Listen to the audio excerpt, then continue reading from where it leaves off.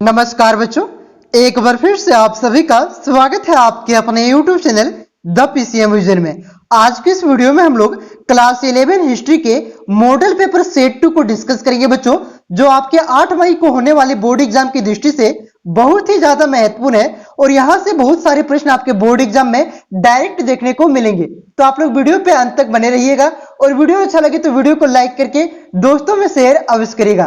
तो चलिए शुरू करते हैं आज के प्रश्नों को। पहला क्वेश्चन है बच्चों, मेसोपोटामिया का शाब्दिक अर्थ क्या होता है? तो इसका राइट आंसर हो जाएगा दो नदियों के बीच की भूमि। ऑप्शन नंबर ये इसका करेक्ट आंसर होगा बच्चों।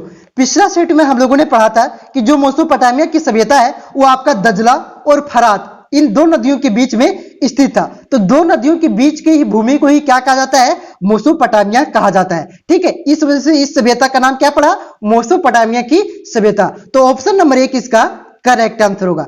उसके बाद दूसरा क्वेश्चन है, असीरिया सभ्यता की राजधानी कहां थी? तो इसका राइट आंसर हो जाएगा बेबीलोन। असीरिया सभ्यता की राजधानी कहां थी? बेबीलोन था। ऑप्शन नंबर ये इसका करेक्ट आंसर होगा। उसके बाद नेक्स्ट क्वेश्चन है बच्चों, सुमेर का शाब्दिक अर्थ क्या है?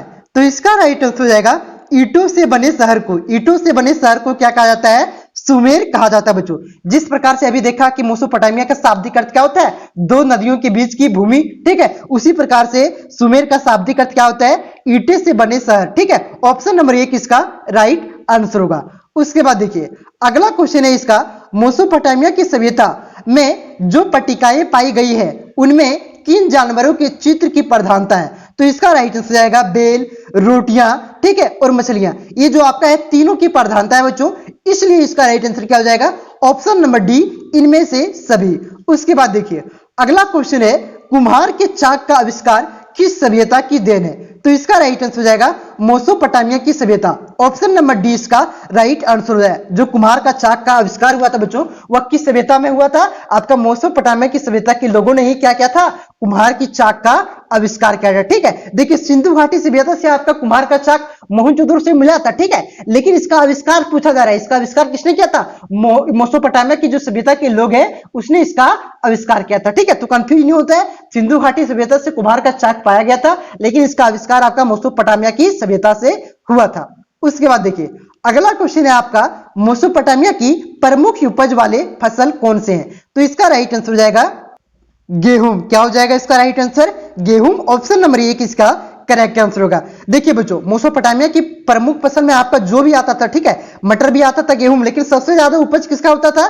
यहाँ पे प्रमुख का मतलब हो गया सबसे ज्यादा जिसका उपज करेंगे। ठीक है, तो ये फसल भी था, मटर भी था, जो भी था, लेकिन गेहूं का सबसे ज्यादा उत्पादन होता था। तो ऑप्शन नंबर 1 इसका करेक्ट आंसर होगा।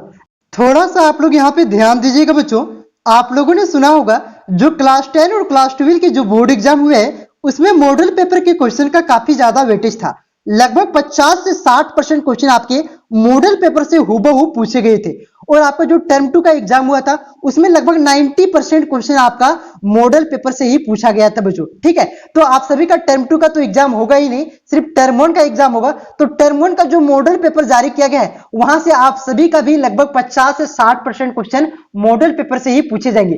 तो आप लोग मॉडल पेपर को क्लियर कर लीजिएगा। अभी तक आपने मॉडल पेपर के सॉल्यूशन को वीडियो नहीं देखा है बच्चों, प्रत्येक सब्जेक्ट के मॉडल पेपर को आप लोग क्लियर कर लीजिएगा। ठीक है, तो प्रत्येक सब्जेक्ट के मॉडल पेपर का सॉल्यूशन इस चैनल पे अपलोड कर दिया गया है। अगर आपने वीडियो नहीं देखा है तो प्लेलिस्ट का लिंक डिस्क्रिप्शन में दिया हुआ है। क्लास 11 आर्ट्स, ठीक है, क्लास 11 ऑल सब्जेक्ट आर्ट्स का आपका मॉडल पेपर का सॉल्यूशन हो गया है, वहां से आप लोग अवश्य देख लीजिएगा। और एग्जाम से जिस प्रकार पहले आप लोगों को क्लास 12 का दिया जा रहा था वीबीआई क्वेश्चन आपका, ठीक है, वीबीआई ऑब्जेक्टिव क्वेश्चन करवाया गया था, सब्जेक्टिव क्वेश्चन करवाया गया था, ठीक उसी प्रकार से आप सभी के क्लास 11 के लिए भी एग्जाम से पहले आपका 2-3 दिन पहले आपका प्रत्येक सब्जेक्ट का आपका वीबीआई ऑब्जेक्टिव क्वेश्चन करवाया जाएगा। उस क्वेश्चन को आप लोग कर लीजिए और जो मॉडल पेपर जारी किया गया है उसको कर लीजिए। आपका एक भी क्वेश्चन बाहर नहीं जाएगा, लगभग 90% क्वेश्चन यहीं से देखने को मिलेगा आपको। आप लोग देखिएगा जो इस चैनल से तैयारी किए होंगे क्लास 12 का, तो उससे पूछिएगा किस प्रकार से उसका तैयारी हुआ था। ठीक है, अभी ग्रुप भी बनाए थे क्लास 12 का, उसी प्रकार से आप लोग कहिएगा कि क्लास 11 का भी ग्रुप बना दीजिएगा सर।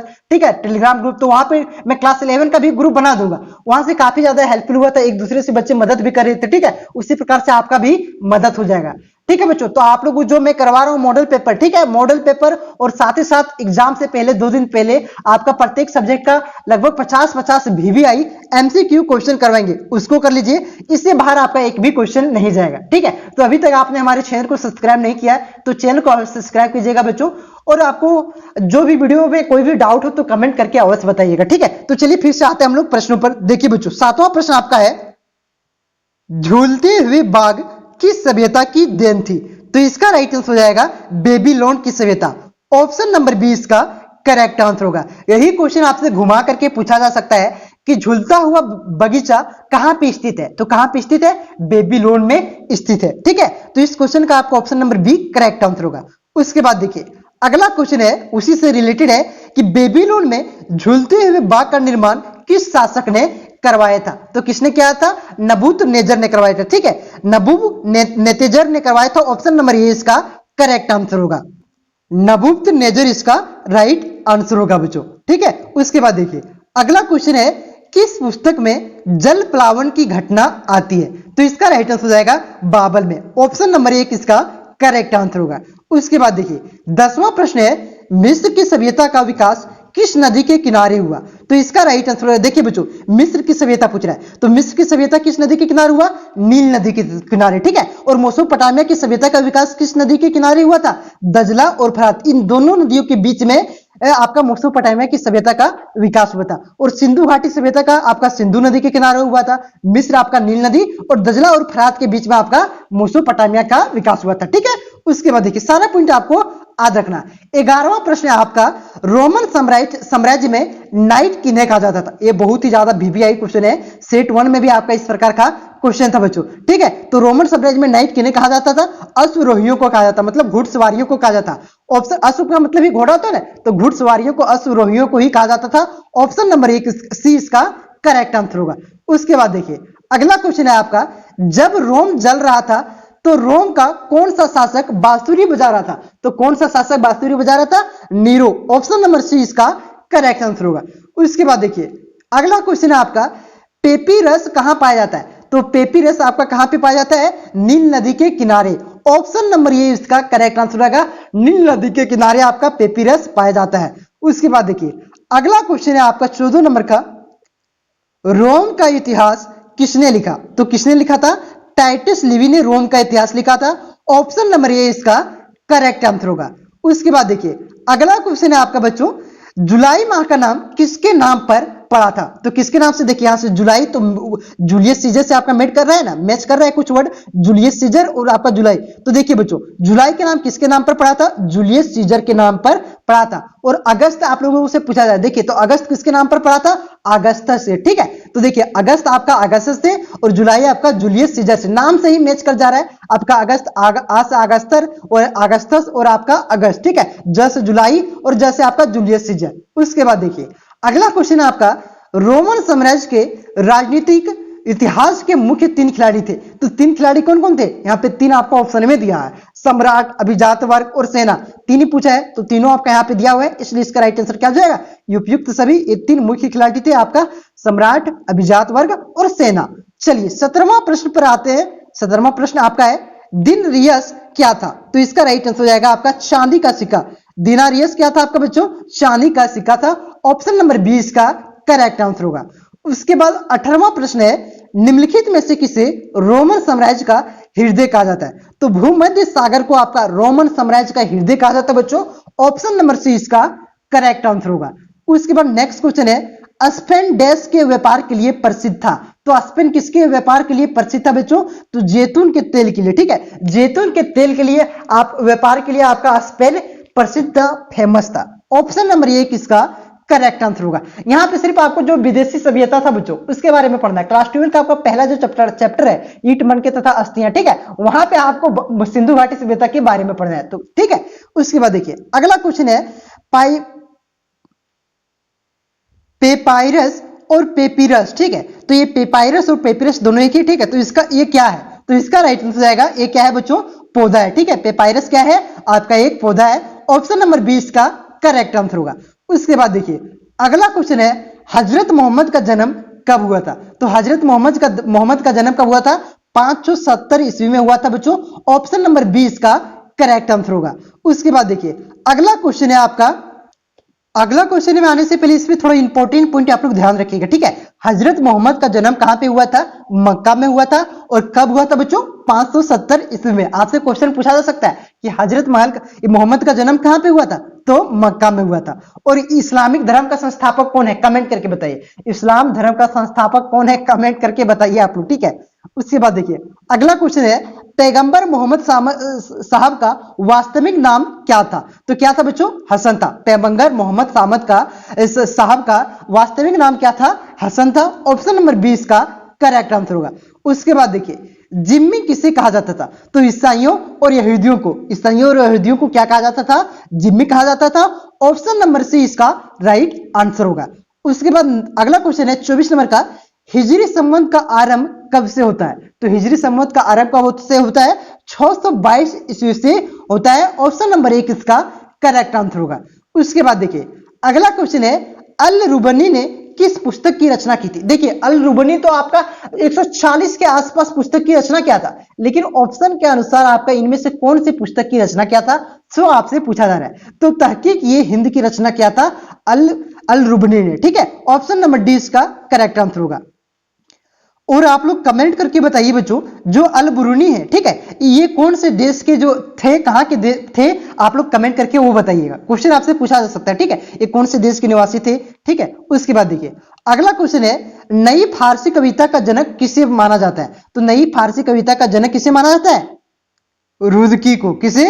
रुदकी को नई फारसी कविता का जनक माना जाता है। ऑप्शन नंबर सी इसका करेक्ट आंसर होगा। उसके बाद नेक्स्ट क्वेश्चन है बच्चों, निम्नलिखित में से भूगोल वेत्ता कौन थे? तो इनमें से कौन भूगोल वेत्ता थे? तो ये कौन थे बच्चों?